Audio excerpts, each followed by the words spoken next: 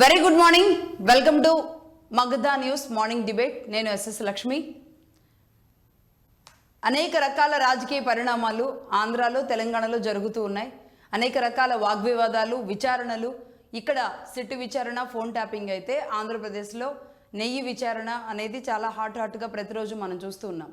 ఈ నేపథ్యంలోనే ఇటు తెలంగాణ ఎన్నికల్లో తెలంగాణ మున్సిపల్ ఎన్నికలు అనేవి సైలెంట్గా జరిగిపోతూ ఉన్న పరిస్థితి కనబడుతుంది. ఈ నేపథ్యంలో మరి మొన్న జూబ్లీ హిల్స్ ఎన్నికల్లో రెండు పార్టీల మధ్య ఫైట్ మనం చూసాం. రెండు పార్టీల మధ్య ఎక్కువగా ఫైట్ నిలిచింది.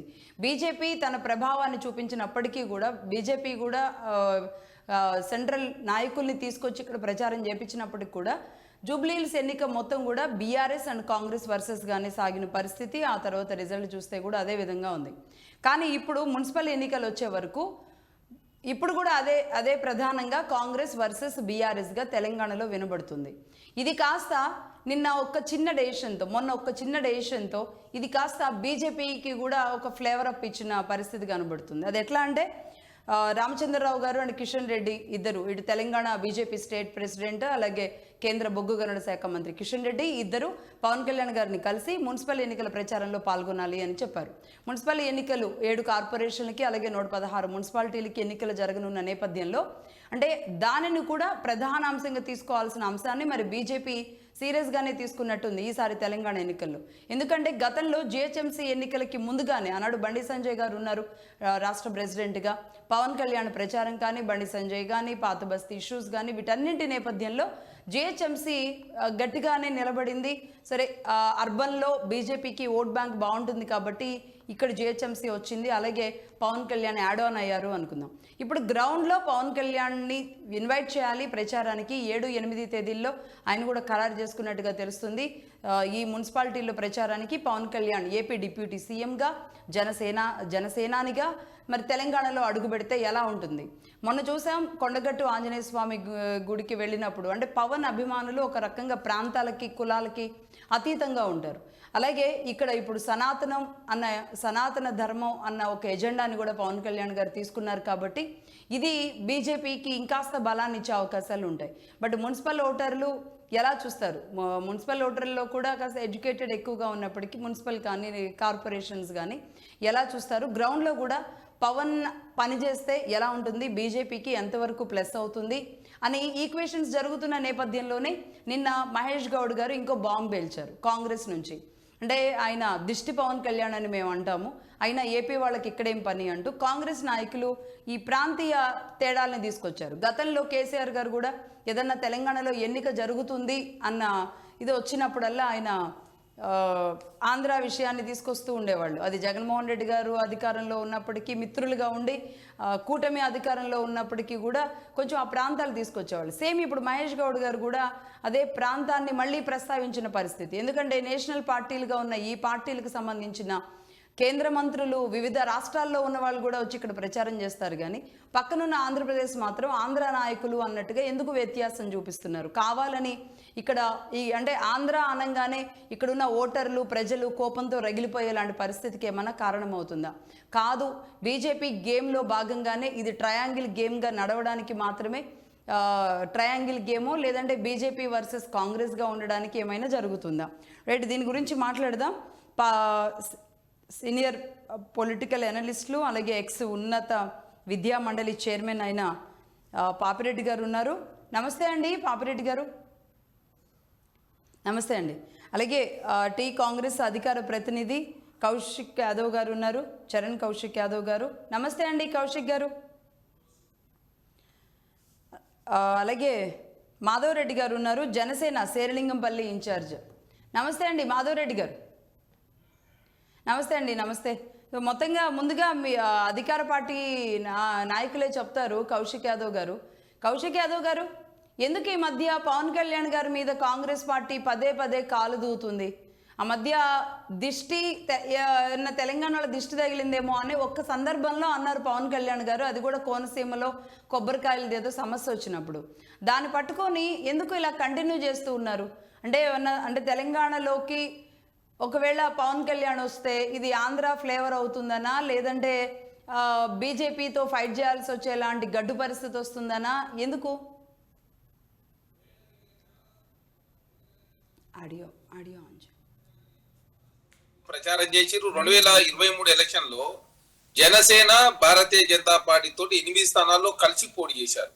ఒకటి కుక్కటిపల్లి, పరిగి, కోదాడ, నాగర్ కర్నూలు, ఖమ్మం, కొత్తగూడెం, వైరా, అసరావుపేట 8 స్థానాల్లో వారు పోటీ చేశారు. ఆల్రెడీ ఆ ప్రచారాన్ని కూడా ఆనాడు పవన్ కళ్యాణ్ గారు నిమగ్నమైన పరిస్థితి మనం చూసినాం. కాకపోతే 8 స్థానాలు పోటీ చేసినా ఒక్క స్థానం కూడా గెలవని పరిస్థితి మనం చూసినాం. మేము ఇక్కడ పవన్ కళ్యాణ్ గారు పోటీ చేయొద్దని చెప్తలేం, ప్రచారం రావద్దని చెప్తలేం. కానీ పవన్ కళ్యాణ్ గారు అడపా 23 తర్వాత మళ్ళీ ఇటు సైడ్ వచ్చింది లేదు. మన జూబ్లీ సెలక్షన్ లో కూడా జనసేన అదేవిధంగా భారతీయ జనతా పార్టీ కూడా మద్దతు ఇవ్వలేదు. అదే కాకుండా తర్వాత కోనసీమలో జరిగినటువంటి మీటింగ్ లో తెలంగాణ ప్రజలను అవమానిస్తే 2-3 రోజుల పాటు రచ్చ కూడా జరిగిన పరిస్థితి మనం చూసినాం. అంటే తెలంగాణ దిష్టి తగిలింది. కోనసీమ కొబ్బరి చెల్లని కూడా మాడి మసి అయిపోయినట్టుగా తెలంగాణ ప్రజలను అవమానకరంగా ఆనాడు కోనసీమను చూసే తెలంగాణ రాష్ట్రం కావాలని చెప్పేసి కోరుకున్నారు అని చెప్పేసి తెలంగాణ ప్రజలను కోనసీమ ప్రజలతో అదేవిధంగా ప్రాంతంతో పూల్చి తెలంగాణ అవమానిస్తే తెలంగాణ రాష్ట్ర వ్యాప్తంగా నిరసన సెగలు కావచ్చు, అదే కాకుండా పెద్ద ఎత్తున ప్రచారం జరిగిన పరిస్థితి కూడా మనం చూసినాం. కాబట్టి దాన్ని ఉద్దేశించి మాత్రమే నిన్న మహేష్ కుమార్ గౌడ్ గారు మాట్లాడారు తప్ప ఇక్కడేదో పవన్ కళ్యాణ్ గారు వచ్చి ప్రచారం చేయొద్దని చెప్పి కాంగ్రెస్ పార్టీ భావిస్తలేదు, పోటీ చేయొద్దని చెప్పేసి మేము భావిస్తలేదు. ఎవరైనా పోటీ చేసుకోవచ్చు, అదే కాక ఎవరైనా పార్టీ పెట్టుకునే అధికారం కూడా ఉంది. కాకపోతే తెలంగాణ రాష్ట్రం విషయంలో పవన్ కళ్యాణ్ గారు ఆంధ్ర రాష్ట్రంలో పోటీ చేస్తాడు, తెలంగాణ రాష్ట్రంలో పోటీ చేయడం ఎప్పుడో తనకు గుర్తొచ్చినప్పుడు మాత్రమే తెలంగాణ రాష్ట్రానికి సంబంధించి రాజకీయాలు మాట్లాడు. ఎందుకంటే తెలంగాణ రాష్ట్రానికి సంబంధించి జనసేన అధ్యక్షుడు ఎవరు చెప్పండి మీరు? అసలు తెలంగాణ రాష్ట్రంలో జనసేనకు అధ్యక్షుడు ఇన్ఛార్జి మాత్రమే నేమూరి శంకర్ గౌడ్ గారు ఉన్నారు. 2014లో అప్పుడు ఏదో పోటీ చేసే తప్ప తర్వాత మళ్ళీ పోటీ చేసిన పరిస్థితి లేదు. మన 23 ఎలక్షన్ లో 8 అసెంబ్లీ స్థానాల్లో మాత్రమే పోటీ చేశారు.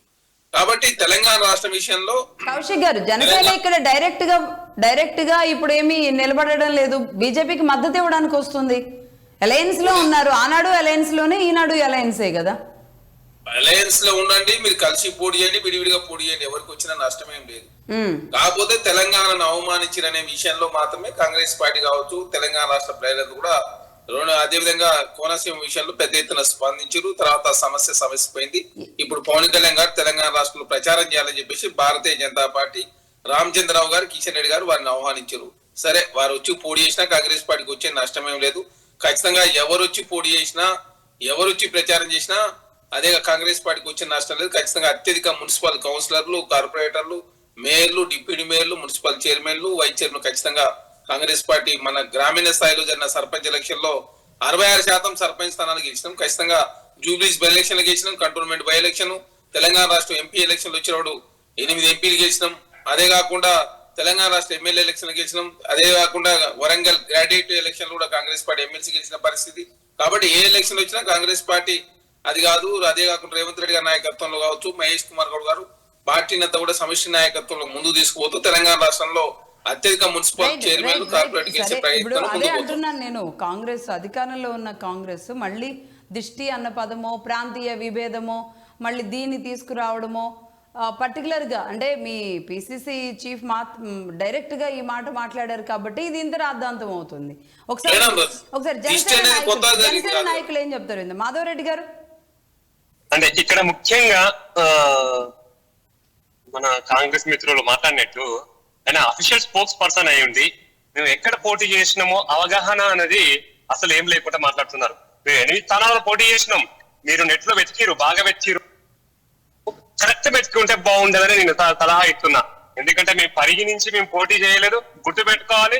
ఇంకొకటి అంటే జూబ్లీ హిల్స్ లో మేము అఫీషియల్ గా జనసేన పార్టీ మద్దతు ఇచ్చినాము, మేము తిరిగినాము, అఫీషియల్ ప్రెస్ మీట్లు పెట్టాము, క్యాండిడేట్ తో పాటు సభలలో పాల్గొన్నాము. మా రాష్ట్ర అధ్యక్షులు, మా రాష్ట్ర ఉపాధ్యక్షులు కూడా పాల్గొన్నారు. మీరు ఒకసారి యూట్యూబ్ లో చూడాలి. ఎందుకంటే మీకు పరిజ్ఞానం లేదు, ఓన్లీ మీడియా ముందుకు వచ్చి నెట్ లో వచ్చి మాట్లాడుతాను.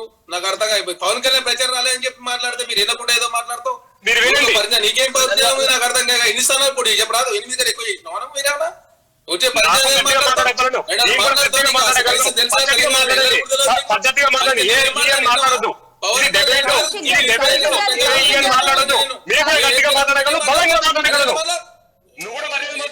కౌశిక్ గారు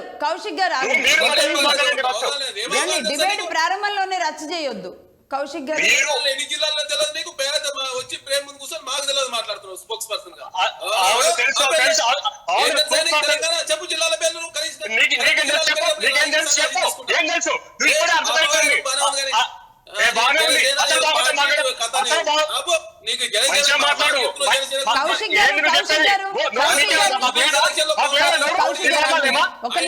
కౌశిక్ గారు కౌశిక్ గారు ఏం తెలుసా నీకు? కౌశిక్ గారు ఒక్క నిమిషం. ఏం తెలుసు చెప్పనివ్వండి.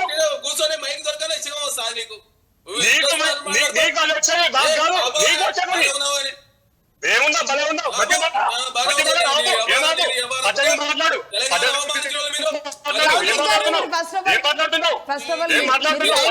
మాట్లాడారు అయిపోయింది. కౌశిక్ గారు మీరు మాట్లాడారు అయిపోయింది. ఒక నిమిషం ఆగండి. మీరు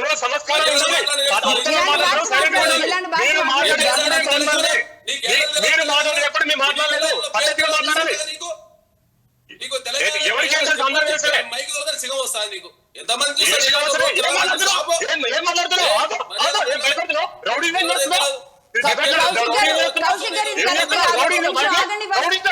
ఇచ్చేవారు లేదు. మాధవరెడ్డి గారు మీరు కూడా ఆగండి. మాధవరెడ్డి గారు మీరు మాట్లాడకండి. మాధవరెడ్డి గారు మీరు మాట్లాడకండి. శ్రీలక్ష్మి గారు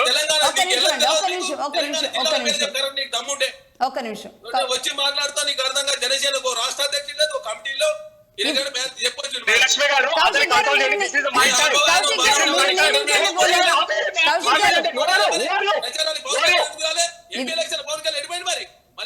రాహుల్ గాంధీ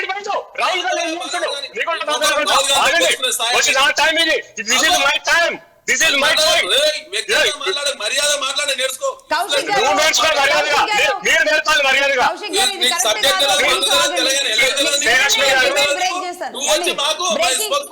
మాట్లాడుతా నాకు అర్థం కాదు.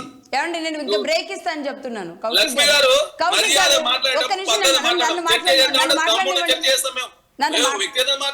నాకేం తెలియదు మాట్లాడతా. నన్ను మాట్లాడే ముఖానికి నువ్వు డిబేట్ లోకి వచ్చిన నీ ముఖం కౌశిక్ గారు కాదు ఆగండి. మళ్ళీ ఒకసారి వ్యక్తిగతంగా మాట్లాడితే తమాషాలా ఏమనుకున్నావు? నేను వీరే వాళ్ళు అనుకున్నావు. నేమన్నా నీ శేలింగంపల్లి నీ కథ ఇది కరెక్ట్ కాదు కౌశిక్ గారు, ఇది కరెక్ట్ కాదు. ఆగండి ఆగండి నన్ను మాట్లాడేటప్పుడు మీరు ఆగండి ఆగండి కౌశిక్ గారు. అధికార పార్టీ నాయకులు ఎలాగైనా మాట్లాడేది ఇదేనా పద్ధతి? ఒక్క నిమిషం ఆగండి.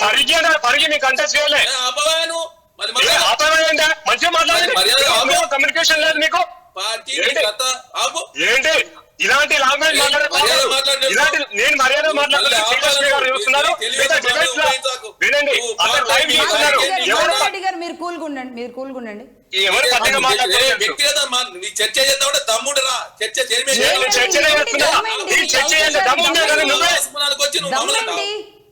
దమ్మేంటండి ఇది?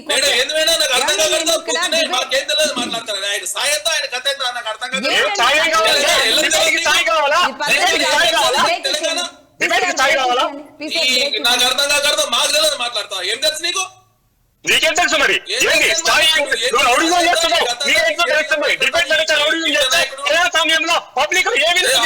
అయిపోయిందండి, అయిపోయిందా? మాట్లాడొచ్చా కౌశిక్ గారు? మాట్లాడండి. మాధవరెడ్డి గారు ఆగండి ఆగండి ప్లీజ్. మాధవరెడ్డి గారు ఆగండి. అదర్వైజ్ డిబేట్ క్లోజ్ చేద్దామండి. ఒక విధానంగా మాట్లాడకుండా అధికారంలో ఉన్న కాంగ్రెస్ పార్టీ వాళ్ళు చెప్పే వరకు కూడా మీరు సమయం ఇవ్వకుండా వాళ్ళు మీ సమయంలోకి వీళ్ళు వచ్చి ఆ సమయంలోకి వీళ్ళు వస్తే ఎట్లా ముందుకెళ్తుంది కౌశిక్ గారు? మీకు తెలియని డిబేట్లా ఆగండి ఒక్క నిమిషం ఆగండి. మీకు తెలియని డిబేట్లా మీరు ఎన్ని డిబేట్లో పాల్గొన్నారు? అరే తెలియదు ఆగండి. తెలియదు అంటే మీకేం తెలుసో చెప్పండి, అంతేగాని కౌశిక్ గారు మీకేం తెలుసో చెప్పండి, ఆయనకేం తెలుస్తుందో చెప్తారు. మీరు ఒక్క నిమిషం నేను అంటే ఇక్కడ ఏమండి ఇక్కడ ఒక ప్యానెల్ ఉంది, ప్యానెల్లో ఒక హోస్ట్ ఉన్నాము, ఒక ఛానల్ నుంచి నేను ఉన్నాను, నేను మాట్లాడిస్తాను. ఈ లోపుగానే ఇంత రాద్ధాంతం అవసరమా చెప్పండి? ఒక్క నిమిషం ఆగండి. ఏంటండి వీళ్ళంతా ఏం మాట్లాడుతున్నారు? మీరు కూడా అధికారంలో ఏమండి అధికారంలో ఉన్న వాళ్ళకి అహంకారం ఉండకూడదు. అధికారంలో ఉన్న వాళ్ళకి అహంకారం ఉండకూడదు. ఒక మెట్టు కొంచెం ఒక మెట్టు వెనక్కి దిగైనా సరే మీరు ఆలోచించాలి. వ్యక్తిగత విషయాలకు వచ్చినప్పుడు అది ఎవరైనా అంతే. సార్ ఇది వ్యక్తిగతం కాదు, ఆయన ఎక్కడ పోటీ చేస్తున్నారో ఆయనకు తెలియదు అంటే సబ్జెక్ట్ తెలియదు అని. నా సబ్జెక్ట్ ఏమనుకుంటే నా వ్యక్తిగత ఓకే, ఆగండి ఆగండి ఆగండి ఆగండి ఆగండి పాపిరెడ్డి గారు మాట్లాడతారు. అసలు మాధవ్ రెడ్డి గారి వాయిస్ కూడా మనం వినలేదు, బట్ పాపిరెడ్డి గారు ప్లీజ్ మీరు కాసేపు ఆగండి. కౌశిక్ గారు ఆగండి. పాపిరెడ్డి గారు ఒకసారి మాట్లాడండి, తర్వాత మాధవ్ రెడ్డి గారు మాట్లాడతారు. పాపిరెడ్డి గారు.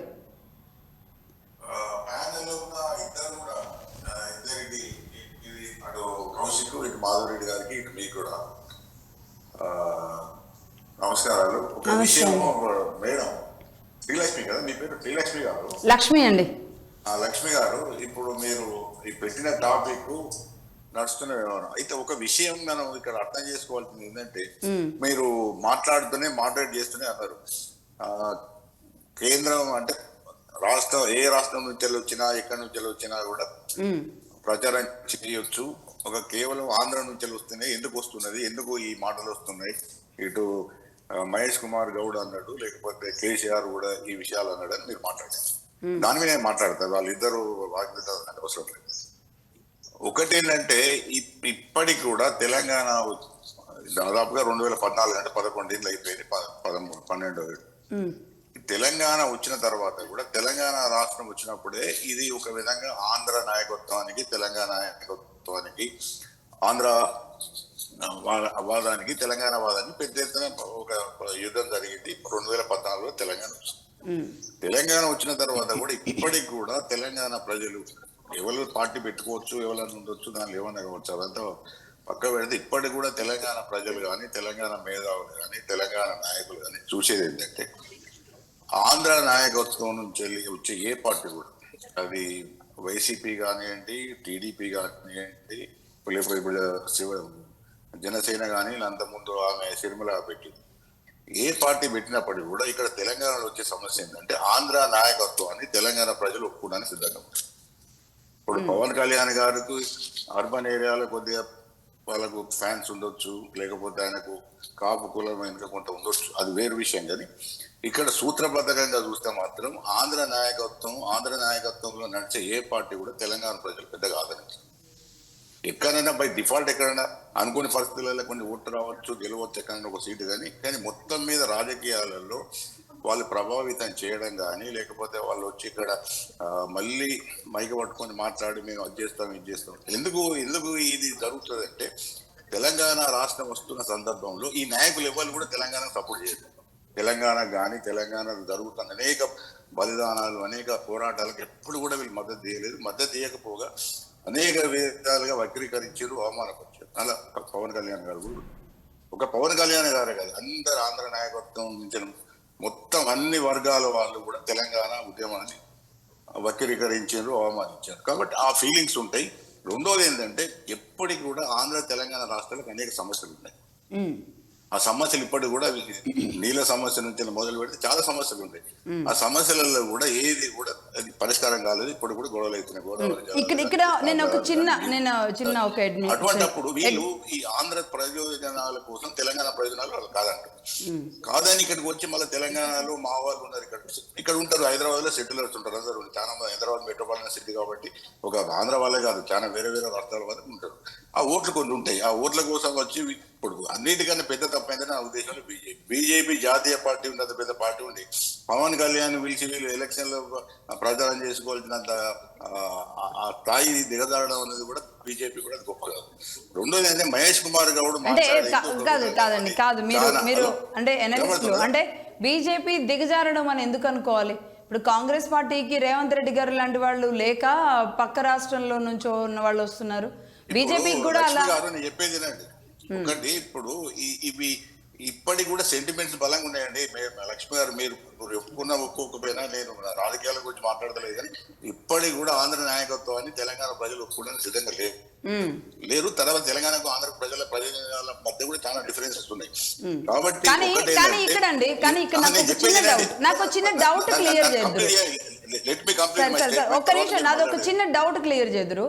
ప్రజలు ఆంధ్ర పాలననో లేదంటే ప్రజలు ఆంధ్రాకు సంబంధించిన వాళ్ళను యాక్సెప్ట్ చేసేలాగా లేరు, కానీ రాజకీయ పార్టీలు అన్నింటికీ ఆంధ్రాకి సంబంధించిన అందరూ వ్యాపారస్తులు కావాలి, ఫ్రెండ్షిప్లు కావాలి, వ్యాపార భాగస్వామ్యాలు కావాలి, ఇక్కడికి అక్కడికి బిహైండ్ ప్రజలకు కనబడని అన్ని లావాదేవీలు కావాలి. అది బీఆర్ఎస్ పార్టీకి కావచ్చు, కాంగ్రెస్కి కావచ్చు, బీజేపీకి కావచ్చు. మరి ఇదెక్కడ విధానం? అంటే ప్రజలు వేరు, నాయకులు వేరా తెలంగాణలో? ఇప్పుడు లక్ష్మి గారు అదే ఇప్పుడు తెలంగాణ ఉద్యమం వచ్చినప్పుడు కరెక్ట్ పాయింట్ అడిగింది. తెలంగాణ ఉద్యమం వచ్చినప్పుడు కూడా తెలంగాణ ప్రజలు ఆంధ్ర ప్రజలకు వ్యతిరేకంగా పోరాటం చేయలేదు. మీరు అనుకున్న ఇప్పుడు చెప్పిన ఏ విషయాలలో కూడా తెలంగాణ ప్రజలు ఆంధ్రను గోకాయటం లేదు, ఆంధ్ర ప్రజలను వదిలిపెట్టడం లేదు, ఆంధ్ర వ్యాపారాలను చేసుకోమని వద్దం లేదు, ఆంధ్ర వాళ్ళు ఇక్కడ ఉద్యోగాలు చేయటం లేదు, ఇవ్వలేమని. ప్రజలు ఆనాడు అలాగే ఉన్నారు, ఈనాడు అలాగే ఉన్నారు అంటున్నాను. లక్ష్మి గారు నేను చెప్పేది వినండి. ఆ ఆంధ్ర పెత్తనం తెలంగాణ ప్రాంతం మీద తెలంగాణ వనరులు ఉండొద్దు, మా ప్రాంతం, మా వనరులు, మా పరిపాలన మాకు కావాలని కోరుకున్నారు. వ్యక్తిగతంగా ఎక్కడ కూడా ఇక్కడ ఆంధ్ర వాళ్ళను మీద దాడి చేయడము, ఆంధ్ర వాళ్ళ మీద ఏదో ఇష్టం వచ్చి అనడం. తెలంగాణ ఉద్యమంలో మాకు మేము కాల్చుకొని చచ్చిపోయినాం, మాకు మేము సూసైడ్ చేసుకున్నాం, కానీ ఎప్పుడు కూడా ఆంధ్ర వాళ్ళ మీద. మీరు ఒక్క విషయం చెప్పండి, ఆంధ్ర ఎంత దాదాపుగా 15 ఏళ్ళు తీవ్రంగా ఉద్యమం జరిగినప్పుడు ఒక్క దగ్గర ఇక్కడ ఆంధ్ర వాళ్ళ మీద దాడి చేశారు, ఆంధ్ర వాళ్ళను గోబ్యాక్ అన్నారా? అది లేదు. కానీ ఇప్పటికి కూడా ఏంటంటే కంపెనీల మీద రాళ్ళు దూవింది, అనేక రకాల అవమానాలు చేసింది. కేసీఆర్ గారు మాట్లాడింది, లేదంటే ఇంకో పార్టీలు వాళ్ళు ఎవరు పెద్ద మాట్లాడలేదు. కానీ అవునన్నా కాదన్నా టీఆర్ఎస్ నుంచి ఉద్యమ నాయకుడిగా బీఆర్ఎస్ పార్టీ నుంచి కేసీఆర్ గారు కాస్త కాలు దూవారు, అనాల్సిన మాటలన్నీ అన్నారు. ఆ తర్వాత అందరూ మర్చిపోయారు, అన్నదమ్ముల్లాగా ఉండాలని అయితే అనుకున్నారు అందరూ. ఇప్పుడు లక్ష్మి గారు నేను కొన్ని విషయాలు చెప్తే మీరు బాధపడతారో నాకు తెలియదు, కానీ ఇప్పుడు మీరు కేసీఆర్ లేకపోతే కౌశిక్ మన మహేష్ గౌడ్ మాట్లాడే 2 మాటలు పట్టుకుని మాట్లాడతాను. కానీ 2014 వరకు కూడా ఆంధ్ర నాయకత్వం తెలంగాణను ఎన్ని విధాలుగా అవమానించింది, ఎన్ని విధాలుగా కించపరిచింది. అసలు ఆంధ్ర మేధావులు, ఆంధ్ర పత్రిక వాళ్ళైతే అసలు తెలంగాణ ప్రజలకు తెలివి రాదు, తెలంగాణ వాళ్ళకు తెలివి లేదు, తెలంగాణ రాష్ట్రం అంటే పరిపాలించుకునే తెలివి లేదు, వీళ్ళకి ఏమి చేత కాదు, మేమే వచ్చి వీళ్ళకి సంస్కృతి మీరు ఎన్ని విధాలుగా అవమానపరిచారండి. మీరు ఏదో ఒక మాట అవునవును అంటే అవి కూడా కొంతమంది నాయకులు అన్నారు. రాజశేఖర రెడ్డి గారు లాంటి వాళ్ళు కూడా అవునండి, అవును నేను ఒప్పుకుంటాను. దోచుకున్నారు కాబట్టి ఇవాళ ఫీలింగ్ ఉన్నది. ఎగ్జాక్ట్లీ. అప్పుడు ఆ సమయంలో రాజశేఖర రెడ్డి గారు లాంటి వాళ్ళు కూడా అసెంబ్లీలో పవన్ కళ్యాణ్ ఎందుకు పిలుస్తున్నారు?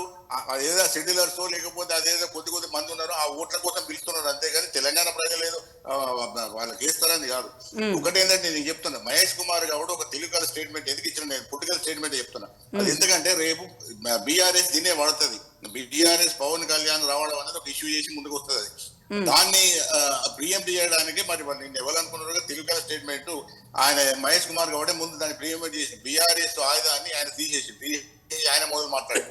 కాబట్టి ఒకటేంటంటే నేను ఇప్పటికే చెప్తున్నా, ఇది మీరు ఇష్టపడకుండా నమ్మకున్న ఒకటి మాత్రం ఏంటంటే ఆంధ్ర నాయకత్వం ఇక్కడ పార్టీలు పెట్టి లేదా ఆంధ్ర నాయకులు వచ్చి ఇక్కడ పెత్తనం చేయడం మాత్రం తెలంగాణ ప్రజలు ఇంత మాత్రం ఒప్పుకునే పరిస్థితి కూడా లేదు. అది సాధ్యం కాదు. లేదా కొన్ని ఓట్లు పడతాయి కావచ్చు, ఎందుకంటే వాళ్ళు ఉన్నారు కాబట్టి, ఆంధ్ర వాళ్ళు ఉన్నారు కాబట్టి కొన్ని ఓట్లు వేస్తారు కావచ్చు, కానీ అదేమో సరిపోదు. అక్కడ కూడా మళ్ళీ ఎక్కడైనా అండి, ఇప్పుడు ఆంధ్రాకి వెళ్ళి పెద్దలు పాపిరెడ్డి గారు దాంతో పెద్దగా అంటే ఇదేదో పెద్ద రాజకీయాలలో మున్సిపల్ ఎన్నికలలో గట్టి ప్రభావం చూపెడుతుంది. పవన్ కళ్యాణ్ రాగానే పెద్ద ఎత్తున బీజేపీకి వెళ్తాను కూడా పెద్ద భ్రమ. రెండో వైపు బీజేపీకి ఉన్న ప్రమాదం ఏంటంటే ఒకవేళ ఇదే సెంటిమెంట్ రేపు బీఆర్ఎస్ కాంగ్రెస్ ఒకవేళ మొదలు పెడితే తెలంగాణ ఓట్లు కూడా బీజేపీకి వచ్చే అవకాశం కూడా తగ్గుతుంది. అది ఆ ప్రాబ్లం కూడా ఉంటుంది, ఆ ప్రమాదం కూడా ఉంటుంది బీజేపీ. ఓకే అండి. మాధవరెడ్డి గారు మీరు చెప్పండి. మాధవరెడ్డి గారు వినబడుతుందా? వినపడుతుందండి. శ్రీలక్ష్మి గారు నేను నాకు 1 or 2 minutes హెలో చేయండి. మీరు కంటిన్యూ అవ్వండి. మధ్యలో మీ ఇద్దరు గొడవ పడ్డం వల్లే టైం లాగ్ అయింది. లేదండి, యాక్చువల్ గా నేను ఆ బ్రదర్ ని కూడా ఏమన్నానంటే బ్రదర్ అని సంబోధించా, ఆయన వ్యక్తిగతంగా అనలేదు. నేను మొత్తం ఒక 2 నిమిషాలు టైం ఇస్తే నేనేమన్నాను, నా ఇంటెన్షన్ ఏంటి బ్రదర్ కి అర్థమవుతుంది, జర్నలిస్ట్ మీకు అర్థమవుతుంది. నేను ఆ బ్రదర్ ని ఏమన్నాను అంటే, బ్రదర్ మనకు పరిగిలో మేము కంటెస్ట్ చేయలేదు, మీరు ప్రాపర్ గా తెలుసుకోలేదు, మేము పరిగిలో కంటెస్ట్ చేయలేదు, జూబ్లీ హిల్స్ లో మీరు పోటీ చేయలేదని నా వాడు బ్రదర్ మాట్లాడారు. కావాలంటే ఒకసారి బ్యాక్ వెళ్ళి వినొచ్చు. వాళ్ళు ఏమన్నారు అంటే పరిగిలో మేము జూబ్లీహిల్స్ లో మేము చేసాము, మీరు సరిగ్గా తెలుసుకోకుండా మాట్లాడుతున్నారు అన్నది ఇంటెన్షన్ నాది గానీ వ్యక్తిగతంగా ఇప్పుడు మేము టార్గెట్ చేయము, వ్యక్తిగతంగా అన్నము. ఇంకొకటి సింపుల్ చెప్తామండి, మహేష్ గౌడ్ గారు అన్న మాటలకు మేము దానికి కౌంటర్లు ఇస్తున్నాం సోషల్ మీడియా ఎక్కడ కూడా. ఇస్తున్నప్పుడు కూడా శ్రీ మహేష్ గౌడ్ గారు ముందు శ్రీ పెడుతున్నాము, లాస్ట్ లో గారు పెడుతున్నారు. నేను ఇప్పుడు చెప్పే బడు కాదు, నేను ఆ ట్విట్టర్ లో గానీ మీరు ఎక్కడైనా చూడండి. మా యొక్క సంస్కారం ఏంటి అంటే, మా జనసేన చెప్పింది అందరి రాజకీయ నాయకులతోని రాజ్యాంగబద్ధంగా మంచిగా మాట్లాడండి, కానీ గోడలు కొట్టుకొని పర్సనల్ గా పోవద్దని మాకు పర్టికులర్ గా మాకు ట్రైనింగ్ క్లాసులలో చెప్తారు. అది మా యొక్క ఉద్దేశం ఏంటంటే, మా కాంగ్రెస్ వాళ్ళు కానీ అటు పాపిరెడ్డి సార్ కానీ జర్నలిస్ట్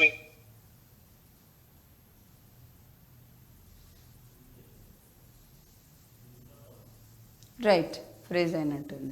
ఉద్దేశమైన రాంగ్ తీసుకురేమన్నా.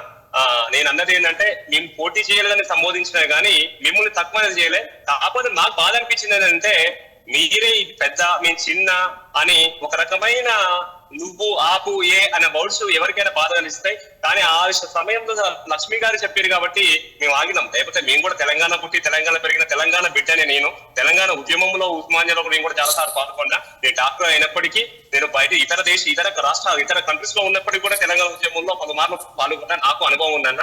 మీరు వేరే విధంగా అనుకోవద్దు. మిమ్మల్ని పర్సనల్ గా అనడం మాత్రం మీరు అనుకోవద్దు. మేము చెప్పింది ఏంటంటే, మన డిబేట్లలో ఒక వ్యక్తి ఆపోజిట్ పార్టీ కౌంటర్ ఇచ్చినప్పుడు కౌంటర్ చేయడం నా బాధ్యత కాబట్టి నేను ఇచ్చిన తప్ప చాలా బాగా చెప్పారు మాధవ్ రెడ్డి గారు. రైట్, ఇలాగే ఉండాలి. రాజకీయాలు వేరు, వ్యక్తిగతం.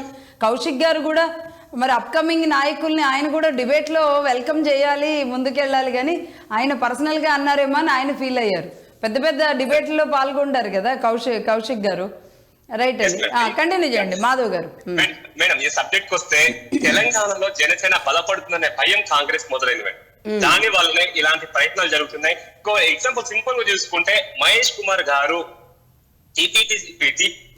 మన టీపీసీసీ అధ్యక్షుడు కాకముందు ఎవరికైనా తెలుసో తెలియదో నాకు తెలియదు, కానీ పబ్లిక్ లో మా అధినేత పవన్ కళ్యాణ్ గారు తెలంగాణలో చిన్న పిల్లోడికి కూడా తెలిసిన నాయకుడు మేడం. అది గుర్తుపెట్టుకోవాలి. పవన్ కళ్యాణ్ గారికి తెలంగాణ కొత్త కాదు, తెలంగాణకు పవన్ కళ్యాణ్ గారు కొత్త కాదు. తెలంగాణ ప్రజలు కళ్యాణ్ గారిని ఆదరిస్తున్నారు మేడం. ఎందుకు ఆదరిస్తున్నారు అంటే, ఆయన యొక్క సేవా కార్యక్రమాలు చూడండి. ఆయన తెలంగాణలో పార్టీ ఉందా అన్న వాళ్ళకి జనసేన పార్టీ పుట్టింది తెలంగాణ గడ్డ మీద. ఇదే షేర్లింగంపల్లి, ఇదే ఐటీ సిటీలో జనసేన పార్టీ పుట్టింది. అయితే మీరు చూసుకోండి, గత 8 మందికి మేము పోటీ చేసాం. ఆ 8 మంది ఎవరు అంటే, తెలంగాణ ఉద్యమకారులు, ఒక సంపత్ కుమార్, ఒక రామకృష్ణ, ఒక లక్ష్మణ్ గౌడ్, ఇలాంటి ఉద్యమకారులకు ఇచ్చిందండి పార్టీ. కానీ ఎక్కడ కూడా టికెట్లు రాజకీయంగా అనుభవం ఉన్న వాళ్ళకి కానీ, కాకపోతే లక్షల కోట్లు ఉన్న వాళ్ళకి కానీ, బిల్డర్లకు కానీ, వ్యాపారస్తులకు ఇయలే. ఉద్యమంలో ఉస్మానియాలో ఉండి, ఉస్మానియాలో దెబ్బలు తిని, ఉస్మానియా జైల్లో ఉన్న వాళ్ళకు 100 రోజులు జైల్లో ఉన్న వాళ్ళకు మీరు టికెట్లు ఇచ్చిన ఘనత జనసేన పార్టీ తప్ప ఏ రాజకీయ పార్టీకి లేదు. మొత్తం 90% టికెట్లను విద్యార్థులకు ఇచ్చింది, ఉద్యమకారులకు ఇచ్చింది. తెలంగాణ ఉద్యమాన్ని గౌరవించిన పార్టీ జనసేన పార్టీ అని నేను గర్వంగా ఈ రోజు చెప్పుకోగలుగుతున్నాను మేడం. మేము ముందు చూసుకుంటే, తెలంగాణలో మా అధినేత పవన్ కళ్యాణ్ గారికి విపరీతమైన ఆరాధన ఉంది. మీ కాంగ్రెస్ నాయకులే గత నెల రోజులు కాలే, పట్టుమని 30 రోజులు కాలే, 30 రోజుల కోసం కొండగట్టుకు పోతే మీ కాంగ్రెస్ మాత్రం మాట్లాడారు. ఒకసారి మీరు అందరూ కూడా మీడియా ముఖంగా మనం చూడవచ్చు. లక్ష్మణ్ గారు కానీ ఎమ్మెల్యే కలర్ మారుస్తుందేమో గానీ మారుతుంది. అది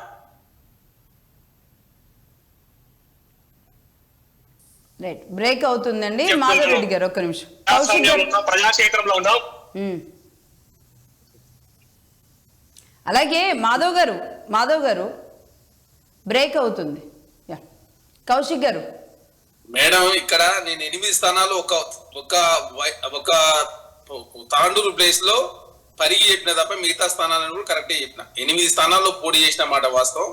వాళ్ళకు వచ్చిన ఓటు మొత్తం కలిపి 50,000 ఓట్లు వచ్చినాయి. అదే కాకుండా కంటోన్మెంట్ కావచ్చు, జూబ్లీ సెలక్షన్ లో జనసేన పోటీ చేయలేదు. కాకపోతే పవన్ కళ్యాణ్ గారు వస్తారన్నారు, పవన్ కళ్యాణ్ గారు ప్రచారం రాలేదని చెప్పేసి మాట్లాడారు.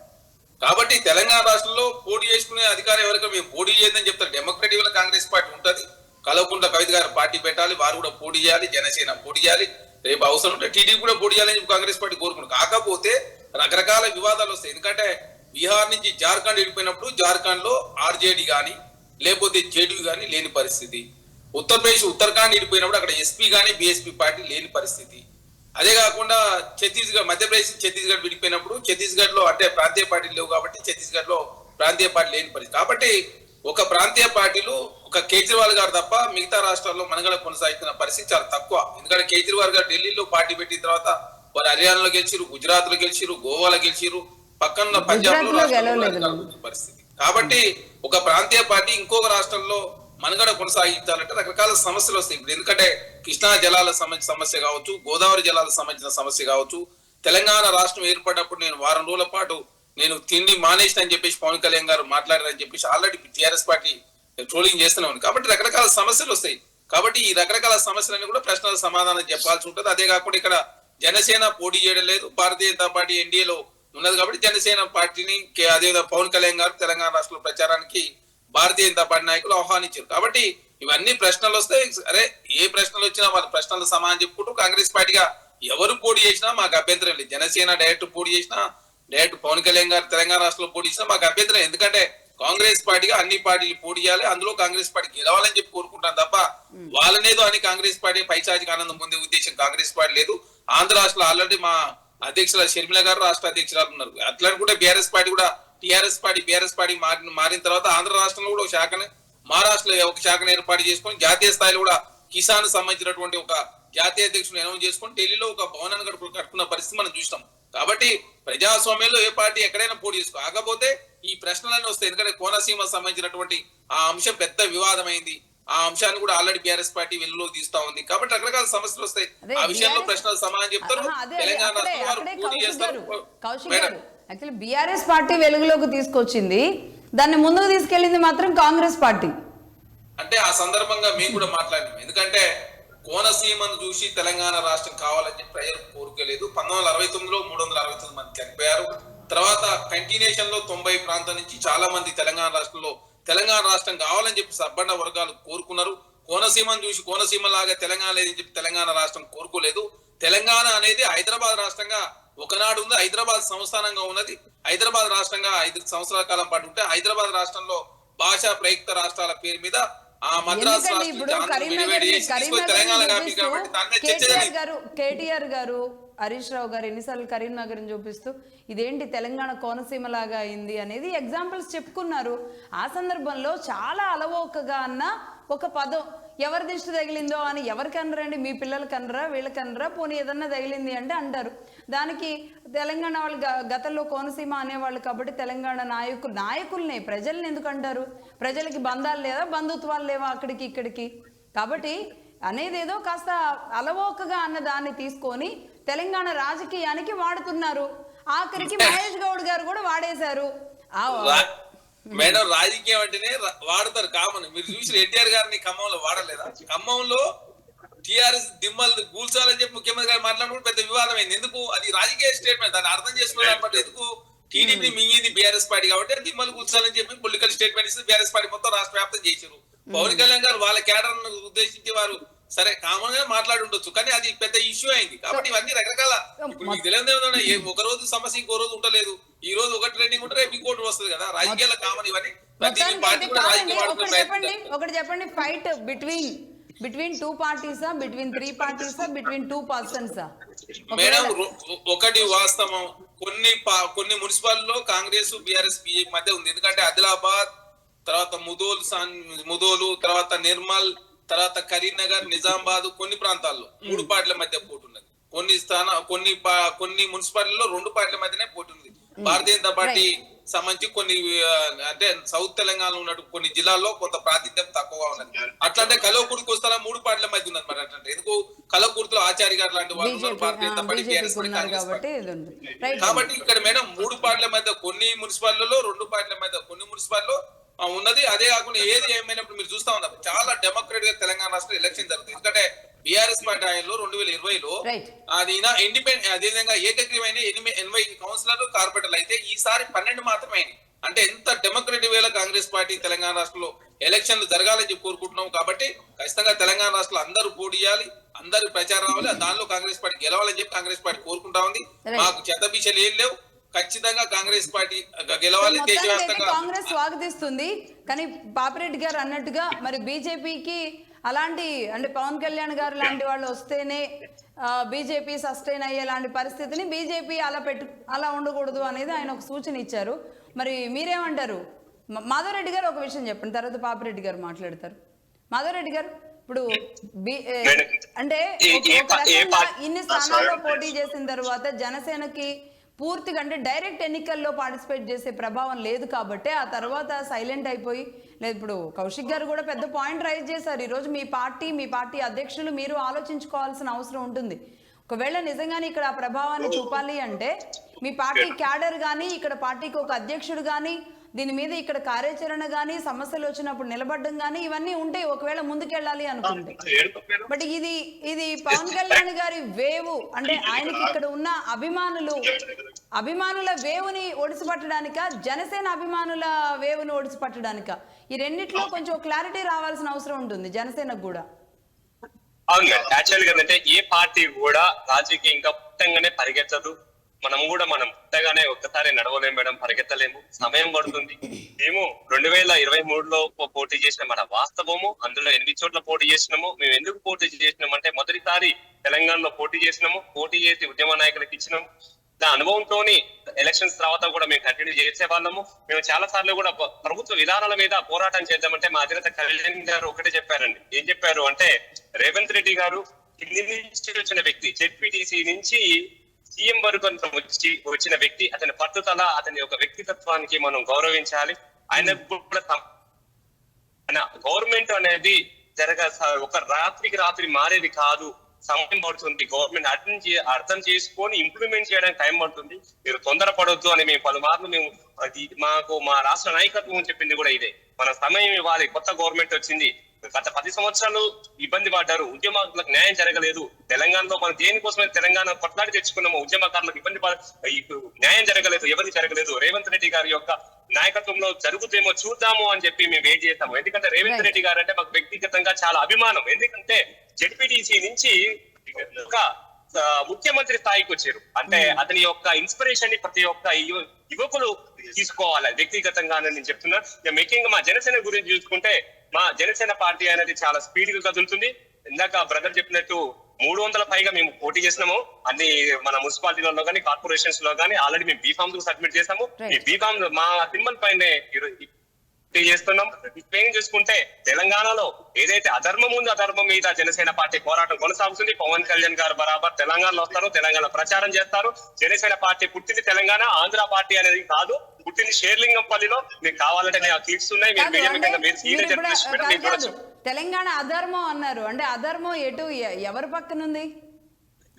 అధర్మం మీరు చూడండి మేడం, మీరు ప్రజల్లో ఉన్నారు, మీరు సీనియర్ జర్నలిస్ట్, మీరు చూస్తున్నారు. ఎక్కడన్నా 6 పథకాలు ఎక్కడన్నా ఫ్రీ ఉచిత బస్సు తప్ప ఇంకేమైనా అందుతున్నాయా? లబ్ధిదారులకు ఏ విధంగా ఉన్నాయి? ఎగ్జాంపుల్ నేను చెప్పకూడదు కానీ షేర్లింగంపల్లిలో చెప్తున్నాను. మినిమం మౌలిక సదుపాయాలు మేడం, రోడ్లలో హైదరాబాద్ చందానగర్, మియాపూర్, మాదాపూర్ లాంటి మంచి సిటీస్ లో, మంచి కాలనీలో, డివిజన్ లో రోడ్లు లేవు. రోడ్లు మొత్తం అధ్వానంగా ఉన్నాయి. ట్రైబల్ ఏరియాలు ఎలా ఉన్నాయి అలా ఉన్నాయి. ఒక మూరెడు గుంటలు ఉన్నాయి మేడం.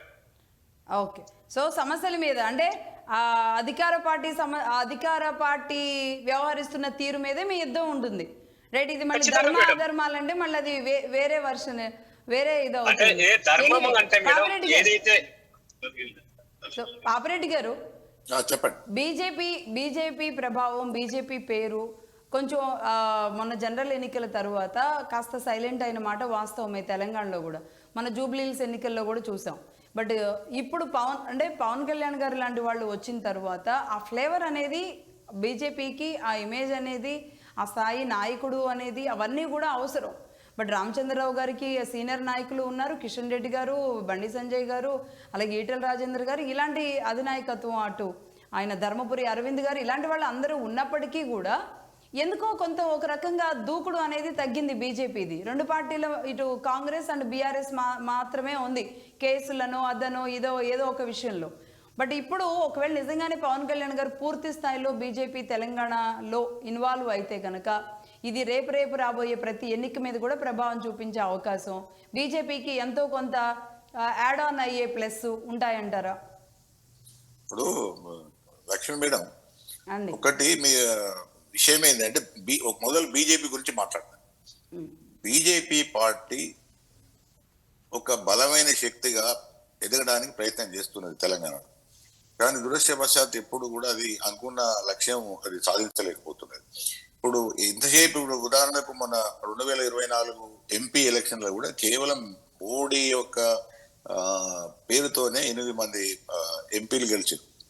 కానీ ఎవ్వరు కూడా వ్యక్తిగతంగా లేదు, ఏం లేదు. ఇప్పుడు ఉదాహరణకు ఈటల రాజేందర్ గెలిచింది, ఈటల రాజేందర్ ఓడిపోయాడు ఎమ్మెల్యేగా, రఘునాథరావు ఎమ్మెల్యే ఓడిపోయాడు, బండి సంజయ్ ఎమ్మెల్యే ఓడిపోయాడు, అరవింద్ ఓడిపోయాడు. ఇట్లా లెక్క పెట్టుకుంటూ పోతే చాలా మంది ఎమ్మెల్యేలు ఓడిపోయి మళ్ళీ ఎంపీగా టికెట్ వచ్చి గెలిచారు. ఇదంతా కూడా కేవలం మోడీ యొక్క ప్రభావం. మోడీ సెంట్రల్ గవర్నమెంట్ లో మోడీ ప్రధానమంత్రిగా ఉండాలి కాబట్టి ఎంపీ సీట్లు కావాలి కాబట్టి ప్రజలు బీఆర్ఎస్ ని పక్కకు పెట్టి 2024లో మొత్తం బీజేపీకి ఓట్లు వేయడం జరిగింది. కానీ మళ్ళీ అదే గ్రామ పంచాయతీ ఎలక్షన్స్ కి వచ్చే వరకు బీజేపీ మొత్తానికి సీన్లే లేదు, దాదాపుగా సీన్లు లేకుండా పోయింది. ఇప్పుడు మళ్ళీ మున్సిపల్ ఎలక్షన్స్ వస్తున్నాయి. మున్సిపల్ ఎలక్షన్స్ లో కూడా అంటే ఈ మున్సిపల్ ఇవన్నీ కూడా ఇప్పుడు గ్రామ పంచాయతీ కానీ మున్సిపాలిటీ కానీ ఇవన్నీ స్థానిక ఎన్నికలు. ఈ స్థానిక ఎన్నికల్లో కేవలం అది ఎప్పుడు ప్రభావితం చూపెడుతుంది అంటే ఎంపీ ఎలక్షన్ లో మాత్రమే బీజేపీ ప్రభావితం చూపెడుతుంది. పోయినసారి 4 ఉండే, ఈసారి 8. కానీ మిగతా ఏ ఎన్నికలలో కూడా బీజేపీ వాళ్ళు అనుకున్నంత స్థాయిలో కానీ లేకపోతే మిగతా మొత్తం గ్రామీణ ప్రాంతాలకు కానీ ఆ పార్టీ పడి కూడా విస్తరించలేదు, దానికంత ప్రభావం కూడా లేదు. ఆ విషయం ప్రధాని మోడీ గారు అమిత్ షా గారే స్వయంగా ఈ బీజేపీ నాయకులను పిలిచి చీవాట్లు కూడా పెట్టడం జరిగింది. మీరు తెలంగాణలో ఏం చేయడం లేదనేది కూడా వాళ్ళ రివ్యూలో వీళ్ళ మీద కూడా చీవాట్లు పెట్టడం జరిగింది. అయితే ఇప్పుడు జరుగుతున్నది ఏంటంటే ఇది ఒక విధంగా నేను ఎందుకు మొదలన్నానంటే బీజేపీ దిగదాడుతానం ఎందుకన్నాడు ఇది దీనికోసం అంటే బీజేపీ స్వయం ప్రకాశం లేకుండా పోతున్నది. బీజేపీ ఒక శక్తిగా నిలబడే శక్తి లేకనే పవన్ కళ్యాణ్ అటువంటి వాళ్ళు ఒక గ్లామర్ ఉన్న ఒక సినీ యాక్టరు, ఒక సినీ ఇక్కడ తెలంగాణలో జనసేన కానీ ఆయన సినీ యాక్టర్ గా ఆయన అభిమానులు, తర్వాత ఆయనకి ఏమైనా కొంత వెనుక ఆ కుల బలం అవేమైనా కొన్ని యాడ్ అయితే బీజేపీ వాళ్ళ క్యాలిక్యులేషన్స్ తోని పోయి అడిగారు. సరే అక్కడ ఆంధ్రాలో వాళ్ళకి అలయన్స్ ఉన్నది కాబట్టి అది పెద్దగా తప్పేం కాదు. కానీ ఒకటేంటంటే ఇది పవన్ కళ్యాణ్ పిలవడం అనేది ఒక విధంగా బీజేపీ బలహీనత తెలియజేస్తున్నది ఒకటి. రెండోది ఏంటంటే దాని వలన ఎంతవరకు రాజకీయాలంటే ఇప్పుడు మీరు మనం మాట్లాడుకున్న నుంచి ఎలక్షన్స్ అయ్యి రిజల్ట్స్ వచ్చిన తర్వాత ఒకవేళ రిజల్ట్స్ లో బీజేపీ ప్రభావితం ఏమి లేదు అంటే గెలవలేదు అనుకుంటే పవన్ కళ్యాణ్ యొక్క ప్రభావం లేదు. తర్వాత ఇంకా కొన్ని ఇట్లలో నెగటివ్ అంటే తెలంగాణ వాళ్ళు బీజేపీకి ఓట్లు వేసే వాళ్ళు కూడా మేము వేయము అని వేరే పార్టీలు కూడా వేసే అవకాశం ఉంటది. కాబట్టి నా ఉద్దేశంలో నేను ఒక పొలిటికల్ అనలిస్ట్ చెప్పేది ఏంటంటే ఇప్పుడు ఏమన్నా పవన్ కళ్యాణ్ గారి ప్రభావం ఎక్కడ ఉన్నదంటే కొంత హైదరాబాద్ లో ఉండొచ్చు. ఎందుకంటే హైదరాబాద్ లో ఇప్పటికి కూడా ఆంధ్ర సెటిల్స్ గణనీయంగా ఉన్నది. శ్రీలింగపల్లి అంటున్నారు, శ్రీలింగపల్లి ఏరియా గణనీయంగా ఉన్నది, లేకపోతే కూకట్పల్లి ఏరియా చాలా ఏరియాలో కొన్ని పాకెట్స్ ఉన్నాయి. ఆ పాకెట్స్ లో కూడా మళ్ళీ అక్కడ కూడా కులాల లక్ష్మీ అక్కడ కూడా చెప్తాను వైసీపీకి కరీంనగర్కి వెళితే కొండగట్టుకు వెళితే అక్కడ ఎట్లా వచ్చారండి అటువైపు నుంచి వచ్చిన వేవ్ అంతా? ఇప్పుడు ఒకటి మేడం కొండగాలకు పోవడం సినీ యాక్టర్ పోతే వస్తారు. ఇదే చెప్తున్నా, ఇదే పవన్ కళ్యాణ్ గారు మీరు అదే మాధవ్ రెడ్డి గారు కూడా అర్థం చేసుకోవాలి. ఇదే పవన్ కళ్యాణ్ గారు 2019లో 2 సీట్లలో కూడా ఓడిపోయాడు ఆంధ్రాలో పోటీ చేసి. మరి ఏమైంది అక్కడ? ఇప్పుడు జనాలు ఒక ప్రోగ్రామ్ కి వస్తే ఇప్పుడు ఏదైనా ఒక షాప్ ఓపెన్ చేస్తే సినీ యాక్టర్స్ వచ్చిందంటే కొన్ని వేల మంది పోతారు. జనాలు రావడం వేరు, జనాలు ఏంది ఆయన సినీ యాక్టర్ అని పేయడం జరిగింది. అది ఈవెన్ చిరంజీవి గారు కూడా 2014లో 2009లో పోటీ చేసినప్పుడు కూడా పాలకొల నుంచి ఓడిపోయాడు. కాబట్టి సినీ గ్లామర్ వేరు, అభిమానులు వేరు, ఓట్లకు వచ్చే వరకు వేరు. ఉదాహరణకు ఒక పవన్ కళ్యాణ్ ఏంది రేపు జూనియర్ ఎన్టీఆర్ వచ్చినా పెద్ద ఎత్తున వస్తారు, లేకపోతే ఇంకోలు వచ్చినా వస్తారు, లేకపోతే హిందీ యాక్టర్స్ షారూక్ ఖాన్ లేకపోతే సల్మాన్ ఖాన్. ఈ రెండిటికి అతీతంగా సనాతన ధర్మం విషయంలో ఆయన తీసుకున్న ఎజెండా కానివ్వండి, ఆయన కార్యక్రమాలు కానివ్వండి, అది బీజేపీకి అనుకూలించవా? సనాతన ధర్మాన్ని ఇప్పుడు బీజేపీ కానీ బీఆర్ఎస్ కానీ కాంగ్రెస్ కానీ అపోజ్ చేస్తున్నాయా? సనాతన ఇప్పుడు అది కూడా ఇప్పుడు లక్ష్మీ మేడం ఇదంతా కూడా వ్యక్తిగత సనాతన ధర్మం కానీ కొండగట్టు పోవడం కానీ ఇది ఒక కార్యక్రమం ఆయన పిలిచిపోయింది. దానిలో జనాలు వచ్చిండ్రు కాబట్టి ఆయనకు పెద్ద ఎత్తున ఇక్కడ ఎన్నికలలో ఓట్లేస్తారు అన్నది అది వాస్తవంగా అది కరెక్ట్ కాదు. ఒకటి. రెండవది ఇక్కడ ఇప్పటికి కూడా నేను చెప్తున్నా ఆంధ్ర నాయకత్వం, ఆంధ్ర పార్టీల యొక్క ఇన్ఫ్లుయెన్స్ అక్కడక్కడ కొన్ని పాకెట్లలో కొద్దిగా ఉండొచ్చు, కానీ తెలంగాణ మొత్తం మీద దాని ప్రభావం ఉండదు. ఒకవేళ నేను చెప్తున్నా కదా, ఇప్పుడు మన చరణ్ చెప్తున్నాడు, ఒకవేళ టిఆర్ఎస్ కాంగ్రెస్ ఇదే విధానం కొద్దిగా తీసుకోపోయి ఆంధ్ర నాయకత్వం మళ్ళీ తెలంగాణ మీద దాడి వస్తుందంటే బీజేపీకి వచ్చే 4 ఓట్లు కూడా వచ్చే అవకాశం కూడా ఉంటుంది. ఎందుకంటే అదే రాజకీయాలు అందరు అన్ని శస్త్రాలు, యంత్రాలు, అన్ని విధాల ఆయుధాలు వాడతారు. కాబట్టి రేపు బీఆర్ఎస్ పెద్ద ఎత్తున దీన్ని వాడి వాళ్ళు దీని రాజకీయంగా లాభపడడానికి చూస్తారు. ఎందుకంటే బీజేపీ బేస్ కూడా కొంత అపోజిషన్ బేస్ కాబట్టి అది దెబ్బ కొట్టడానికి కూడా బీఆర్ఎస్ రేపు పెద్ద ఎత్తున ప్రయత్నం చేస్తారు. కాబట్టి ఇవన్నీ కూడా రాజకీయాలు ఉంటాయి కాబట్టి నా ఉద్దేశంలో పవన్ కళ్యాణ్ గారి యొక్క ప్రభావంతో బీజేపీ పెద్ద ఎత్తున గెలుస్తుంది, లాభపడుతుంది అన్నది అయితే ఒక భ్రమ. రెండవది ఏంటంటే కొన్ని పాకెట్లలో కొన్ని నోట్లు వచ్చినా కూడా అది గెలిచే అంత మెజారిటీ ఉండకపోవచ్చు.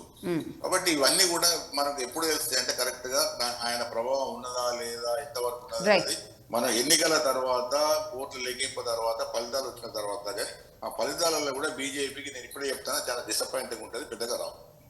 ఓకే, రైట్ అండి. మళ్ళీ కౌశిక్ గారు ఒక విషయం, ఇప్పుడు స్ట్రైట్గా కాంగ్రెస్ అధికారంలో ఉంది కాబట్టి డైరెక్ట్గా అంటే కాంగ్రెస్కి ఇప్పుడు అపోనెంట్ ఎవరు అని భావిస్తుంది? బీఆర్ఎస్ఆ, బీజేపీయా? మేడం, కాంగ్రెస్ బీఆర్ఎస్ పార్టీ మధ్య పోటీ జరగబోతుంది చాలా స్థానాలు. ఎందుకంటే మెజారిటీ స్థానాల్లో కాంగ్రెస్ పార్టీ బీఆర్ఎస్ పార్టీ మధ్య పోటీ ఉన్నది. నార్త్ తెలంగాణలో కొన్ని స్థానాల్లో Bharatiya Janata party BRS Congress party మధ్య కూడా పోటీ ఉన్నది. కాబట్టి ఈ పోటీలో అత్యధికంగా సర్పంచ్ స్థానాలు కూడా చాలా జరిగింది. ఎందుకంటే తెలంగాణ రాష్ట్రంలో మన జరిగిన సర్పంచ్ ఎలక్షన్ లో బీఆర్ఎస్ పార్టీ ఎక్కువ సర్పంచ్ నుంచి తక్కువ. ఎందుకంటే 80% ఉన్న బీఆర్ఎస్ పార్టీ 24% పరిమితమైంది. భారతీయ జనతా పార్టీ అసలు 100 లోపు ఉన్న సర్పంచులు దాదాపు 600 వరకు వచ్చినాయి. కాంగ్రెస్ పార్టీ 20% నుంచి 64% అయింది. కాబట్టి బీఆర్ఎస్ పార్టీకి ఉన్న సర్పంచ్ అది కూడా కాంగ్రెస్ పార్టీ, అదేవిధంగా భారతీయ జనతా మధ్య పంచబడ్డాయి. అదే కాకుండా ఇప్పుడు భారతీయ జనతా పార్టీ కోరుకునేది ఏంటంటే అదేవిధంగా జగన్మోహన్ రెడ్డి గారేమో తెలంగాణ రాష్ట్రంలో జనరల్ గా బీఆర్ఎస్ సైడ్ ఉండని చెప్పేసి వారి పార్టీ సింపథైజర్ అంతా బీఆర్ఎస్ పార్టీ సహకరిస్తారని చెప్పేసి భావిస్తా ఉన్నారు. రెండు, చంద్రబాబు నాయుడు గారు ఏంటంటే ఎన్డీఏకి మద్దతు ఇస్తలేరు, వారు ఇక్కడ పోటీ చేయడం లేదు. కాబట్టి ఆ సింపథైజర్స్ కాంగ్రెస్ సైడ్ ఉన్నారు. కాబట్టి భారతీయ జనతా పార్టీ కూడా ఎవరో ఒకరు ఉండాలి. ఎందుకంటే చంద్రబాబు నాయుడు గారు ఇక్కడ పోటీ చేస్తలేడు, భారతీయ జనతా పార్టీ మద్దతు ఇస్తలేదు. పవన్ కళ్యాణ్ గారు వచ్చారండి, చంద్రబాబు నాయుడు గారు కూడా వచ్చినట్టే కదా.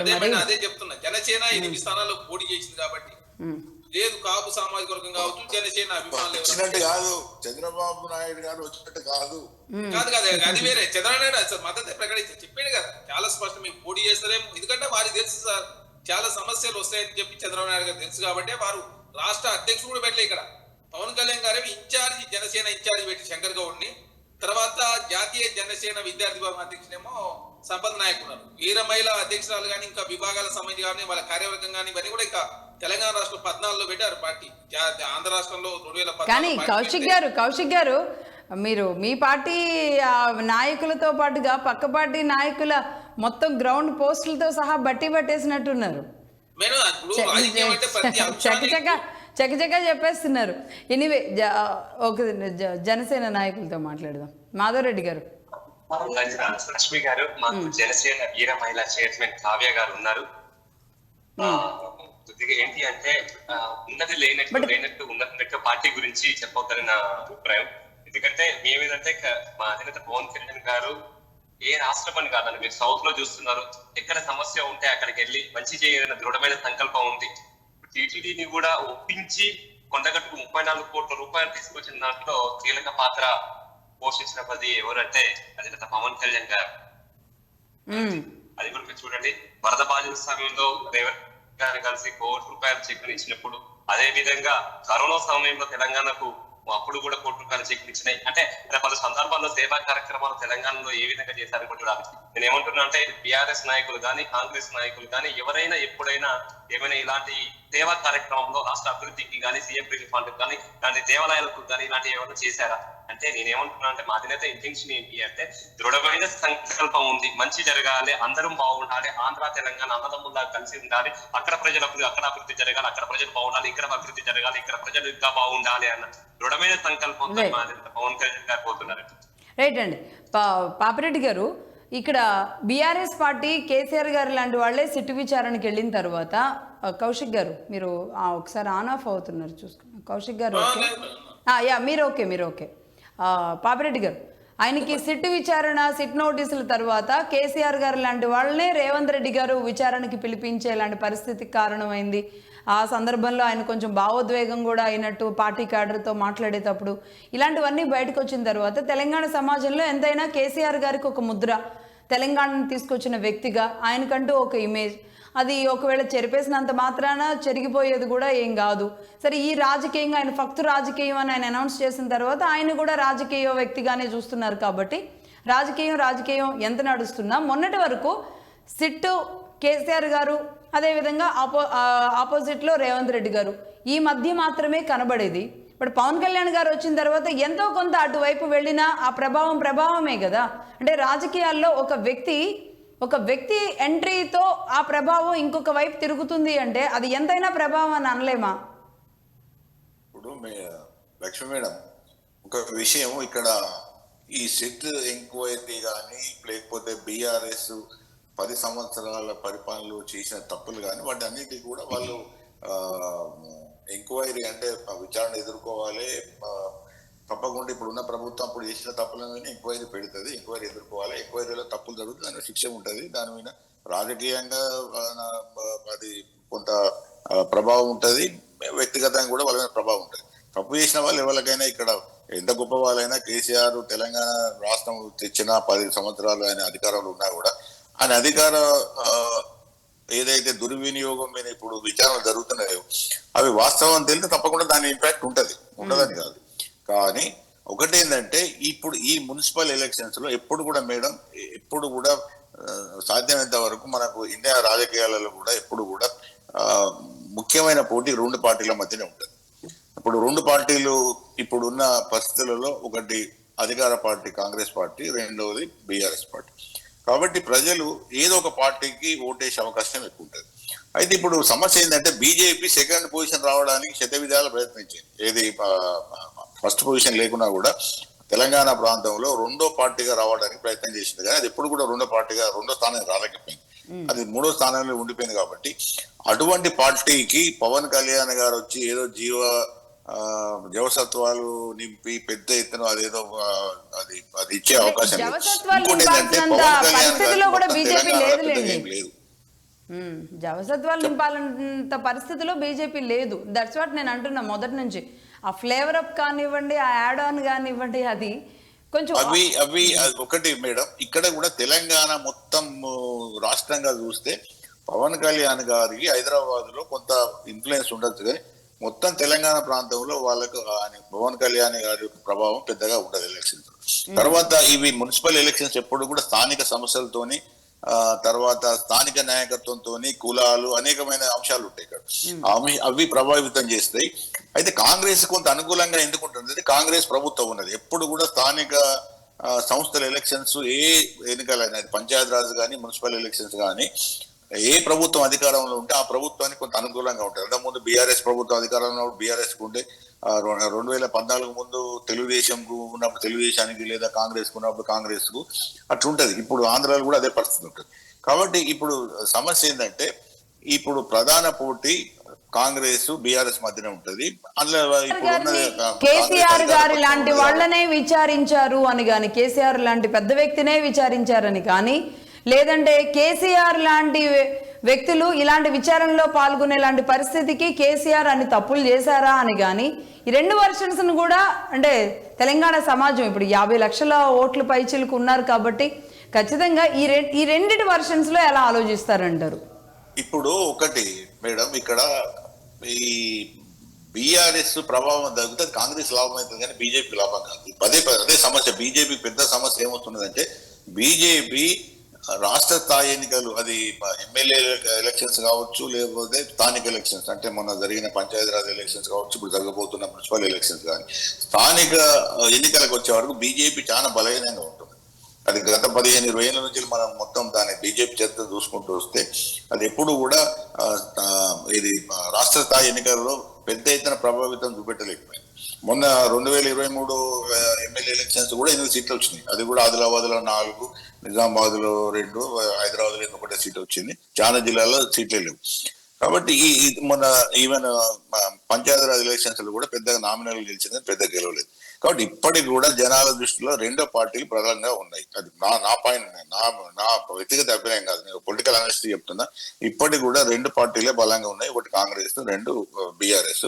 కాకపోతే ఈ ఎలక్షన్ లో పంచాయతీరాజ్ లో ఏ ఫలితాలు వచ్చినాయో ఈ మున్సిపల్ ఎలక్షన్స్ లో కూడా కొంతమేర కాంగ్రెస్ కే ముగ్గున్నట్టు కనబడుతుంది. ఎందుకంటే అధికారంలో ఉన్నది కాబట్టి కొంత అధికార పార్టీగా దానికి అనేకమైన అంశాలు కలిసి వస్తాయి. ఎందుకంటే గెలిచే ప్రతి మున్సిపల్ లీడర్స్ కూడా ప్రభుత్వంతో మంచి సంబంధాలు ఉండాలి, పనులు కావాలి, వాళ్ళకు కూడా వ్యక్తిగత పలుకుబడి ఉండాలని కోరుకుంటారు. కాబట్టి ఏ ప్రభుత్వం ఉంటే ఆ ప్రభుత్వానికి ఎక్కువ మొగ్గు ఉంటది. కాబట్టి ఈ ఎన్నికలలో ఓవరాల్ గా మాత్రం ఫస్ట్ కాంగ్రెస్ ఉంటది, సెకండ్ బీఆర్ఎస్ ఉంటది, థర్డ్ బీజేపీ ఉంటది. ఇది జరగబోతుంది. రైట్, ఇంకా చూద్దామండి 11/7-8 తారీఖుల్లో అదే మొదలు చెప్తాను కదా, పవన్ కళ్యాణ్ గారి యొక్క ప్రభావం ఉన్నదా లేదా అన్నది ఎలక్షన్స్ రిజల్ట్స్ తర్వాతే తెలుస్తుంది. 7-8 తారీఖుల్లో కూడా తెలిసే అవకాశం ఉంది. చెప్పండి కౌశిక్ గారు, చెప్పండి. ఇక్కడ చాలా భారతీయ జనతా పార్టీ ఏంటంటే చాలా సందర్భాల్లో సెకండ్ ఉండాలని చెప్పేసి ప్రయత్నం చేసిన మాట వాస్తవం. అది 2020 మీరు కూడా కోరుకునే మాట వాస్తవం కాదా ఏంటి? 2024లో జరిగిన ఎంపీ ఎలక్షన్ లో భారతీయ జనతా పార్టీ సెకండ్ వచ్చింది. ఎట్లా 37% ఉన్న బీఆర్ఎస్ పార్టీ ఓట్ బ్యాంక్ 17% పరిమితం అయితే ఆ 20% స్ట్రైట్ అవే భారతీయ జనతా పార్టీ షిఫ్ట్ అయింది. మీరు చూడండి, Bharatiya Janata party, Congress party, BJP మూడు బలంగా పోటీ చేస్తే కాంగ్రెస్ పార్టీ ఈజీ గెలుస్తాంది. మీరు చూడండి, వరంగల్ గ్రాడ్యుయేట్ ఎలక్షన్ లో బీజేపీ, కాంగ్రెస్, బీఆర్ఎస్ పార్టీ ముక్కోల పోటీ చేస్తే కాంగ్రెస్ పార్టీ సునాయాసం గెలిచి తిరుమల మల్లన్న ఎమ్మెల్సీ అండి. మహబూబ్నగర్ సంబంధించి లోకల్ బాడీ ఎలక్షన్ జరిగితే భారతీయ జనతా పార్టీ 120 ఓట్లు ఉన్నాయి. అక్కడ వాళ్ళు పోటీ చేయకపోతే ఆ ఓట్లు బీఆర్ఎస్ పార్టీ షిఫ్ట్ అయితే ఎమ్మెల్సీ నవీన్ రెడ్డి గారికి ఇచ్చారు.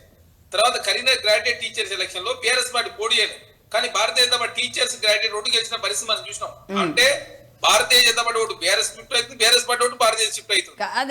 ఇంకొకటి కాదండి, ఇది ఇంకో రకమైన స్టేట్మెంట్ అనుకోకపోతే, ఇక్కడ బీజేపీ నిలబడి కాంగ్రెస్ ని గెలిపిస్తుంటే కాంగ్రెస్ లోని నాయకులు బీఆర్ఎస్ ని గెలిపించాలనుకుంటారు. తెలంగాణలో కొంచెం ఇలాంటి వింత పరిస్థితి కూడా ఉంది. మీరు అవునన్నా కాదు, అవునవును, అదే. బట్ ఇంకొంచెం ముక్కుసూటి రాజకీయాలు కాదు కదా. ఇంకోటి ఏంటంటే మేడం, ఇప్పుడు భారతీయ జనతా పార్టీలో నాయకులంతా కూడా ఇప్పుడు చూడండి, అరవింద్ గారు వాళ్ళ మున్సిపాలిటీ, వాళ్ళ పార్లమెంట్ పరిధి ఎలక్షన్ జరిగింది, వాళ్ళు అక్కడ బిజీగా ఉన్నారు. బండి సంజయ్ గారు వాళ్ళ పార్లమెంట్ లో వారు బిజీ ఉన్నారు. తర్వాత విశ్వేశ్వర రెడ్డి గారు ఇక్కడ బిజీ ఉన్నాడు, ఈటల రాజేంద్ర వారు బిజీ ఉన్నారు. అసలు భారతీయ జనతా పార్టీ ప్రచారం చేయడం కోసం ఇద్దరే మిగిలిరు, ఒకటి రామచంద్రరావు గారు, కిషన్ రెడ్డి గారు. అందుకే పవన్ కళ్యాణ్ గారు తెచ్చుకునే ప్రయత్నం వాళ్ళు. మీరు చూడండి, డీకే అన్న గారు మహబూబ్నగర్ లో బిజీ ఉన్నది, ఎందుకంటే వాళ్ళ పార్లమెంట్ లో ఎలక్షన్ జరుగుతా ఉన్నాయి, వాళ్ళ ఎమ్మెల్యేలు, వాళ్ళ ఎంపీలు. అదే విధంగా రాజేసింగ్ గారు అసలు భారతీయ జనతా పార్టీలో లేరు. అదే అంటున్నా. ఇప్పుడు బీజేపీ పోటీ చేసిన చోట కాంగ్రెస్ గెలిచింది అని మీరు అన్నారు అంటే, వాళ్ళు అంత బిజీగా అక్కడ అయ్యారు అంటే అక్కడ మాకు కాంగ్రెస్ వస్తుందని మీరు కూడా ధైర్యంగా ఉన్నారు. లేదు మేడం, ముక్కోన పోటీ జరిగితే కాంగ్రెస్ పార్టీ సునాయాసం గెలుస్తుంది. ముక్కోన పోటీ జరగకుండా రెండు పార్టీల మధ్య జరిగినప్పుడు కొంత టైట్ అవుతా ఉంది. అందుకే చెప్తా ఉన్నా కదా, మూడు పార్టీల మధ్య దగ్గపోరు జరిగితే కాంగ్రెస్ సునాయాసం గెలుస్తున్నాం. ఎందుకంటే బీఆర్ఎస్ పార్టీ ఎందుకంటే లాస్ట్ జిహెచ్ఎంసీలో కాంగ్రెస్ ప్రభావం ఎక్కడ లేదు, అసలు కాంగ్రెస్ ఊసు కూడా అంతగా లేదు అప్పుడు. రేవంత్ రెడ్డి గారు కూడా లేరు అప్పుడు, పార్టీ అధ్యక్షుడిగా ఆయన కూడా లేరు. బట్ అదే మేడం, ఇక్కడ ఏమైంది, జిహెచ్ఎంసీ ఎలక్షన్ లో మున్సిపాలిటీ అప్పుడు బీఆర్ఎస్ పార్టీ అవుతున్న వాళ్ళు బీజేపీ కేసు, కాంగ్రెస్ కేలే. తెలంగాణ సెటిలర్స్ అంతా బీజేపీ కేసారు, ఆంధ్ర సెటిలర్స్ అంతా బీఆర్ఎస్ కేసారు. అందుకే కాంగ్రెస్ పార్టీ రెండే గెలిచినాం, తర్వాత మళ్ళీ బై ఎలక్షన్ ఒకటి గెలిచిన పరిస్థితి. కాబట్టి ఎప్పటికప్పుడు మారుతుంటాయి రాజకీయ సినారియా. ఊహించని పరిణామాలతో రేవంత్ రెడ్డి గారు అధ్యక్షులు అవ్వడం, ముఖ్యమంత్రి అవ్వడం, మళ్ళీ ఇప్పుడు ఈ గేమ్ లో ఒకవేళ నిజంగానే అంటే ఇది ఒక ట్రయల్ రన్ కూడా చూడొచ్చు. ఇప్పుడు పవన్ కళ్యాణ్ గారు వస్తే గనక ఇక్కడ రాజకీయం ఎలా ఉంది అనేది ఒక ట్రయల్ రన్ గా అయితే చూడొచ్చు.